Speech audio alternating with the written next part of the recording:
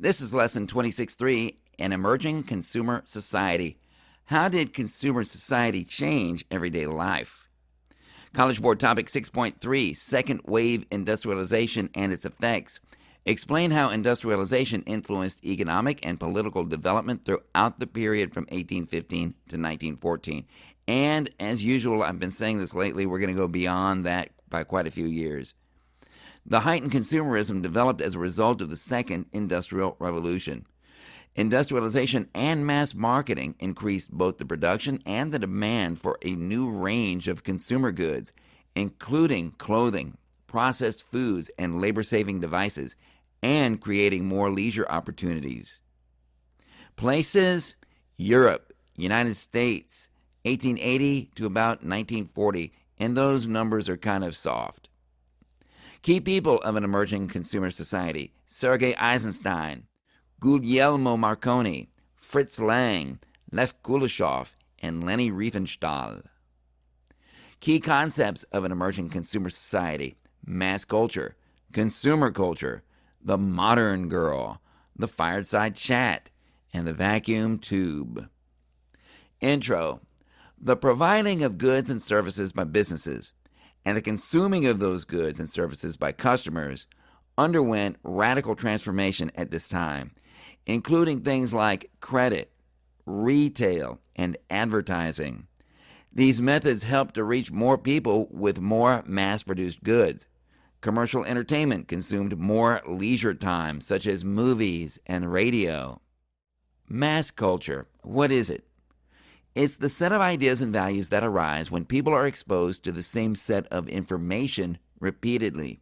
It's also called popular culture or just pop culture. Technology revolutionized the way that consumer products were made, marketed, and used. There was inexpensive mass production now. There was efficient transportation, and this made national markets possible. And there was professional advertising. New consumer goods radically changed people's habits. Housework and private life began to revolve around appliances, electric ovens, washing machines, telephones, refrigerators, radios. Advertisers linked personal care products and other products to attractiveness. Commercialized mass entertainment dominated leisure time, with things like movies and radio, sporting events, newspapers, books, magazines, restaurants, theaters, nightclubs. Department stores were already established in Europe by the 1890s, and these were temples of commerce by 1920. They already sold an incredible variety of goods. They had easy credit, easy returns. They had attractive salespeople, and they had aggressive advertising. Modern consumer culture. That's a culture in which consumption is dominated by commercial products. It undermined existing social differences. Consumerism helped to democratize Western society because anyone with the means could purchase any good, and this helped break down old barriers. But consumer culture also helped to reinforce other existing social differences. Advertisers learned that they could target certain segments of society with things like Catholic literature or young fashions or cars and appliances for the wealthy. Women's lives were especially impacted. New household items transformed housework. Women became more visible. They worked in retail, they went shopping, they went out on the streets alone. They were more visible in the media. The modern girl was a cultural icon. She had a job, she was independent, she voted, she bought the latest fashions, she smoked, and she used her sex appeal. The modern girl was also a cultural stereotype, and she was used to sell products to the masses, and she was an image that few could live up to. Critics of the emerging consumer culture. You had socialist writers. They thought it undermined working-class radicalism. People were becoming passive consumers. They were no longer active, class-conscious revolutionaries. Number 2, conservatives, who complained about frivolous spending. Was the livelihood of industrious artisans being sapped away on frivolous products and services? Number 3, you had religious leaders. They feared that this encouraged loose morals. They thought it encouraged greedy materialism, and they thought it caused a decline in family values. The appeal of cinema. Cinema became a mass medium in the 1920s. It was the golden age of silent film. Germany's UFA produced many classic expressionist films with terrific stories, like The Cabinet of Dr. Caligari and Nosferatu and Metropolis.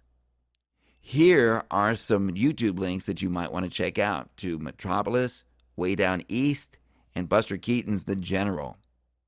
Many German directors came to Hollywood because of the money it offered, and this helped Hollywood dominate the international film industry. European filmmakers were at a disadvantage until talking movies came out. When talking movies came out, European filmmakers had the home field advantage again in Europe. Countries with dictatorial regimes realized film's potential for propaganda early. The Soviet Union had great pioneers in film during the 1920s, and these films tended to be emotionally powerful epic dramas with great stories. Sergei Eisenstein made both silent and talking films which live as bona fide classics today, such as Battleship Potemkin and Alexander Nevsky. And there are some YouTube links that you might want to check out, including the Untouchables baby carriage scene, which was an homage to Battleship Potemkin. Eisenstein's student Lev Kuleshov made the stunning film By the Law in 1926, and there's a YouTube link to check that out here. In Nazi Germany, Hitler used Leni Riefenstahl to make documentary propaganda like the famous Triumph of the Will. It documented the 1934 Nuremberg rally, and we've got a YouTube link for that. The arrival of radio. Radio evolved over time. You could get experimental radio sets in the 1880s.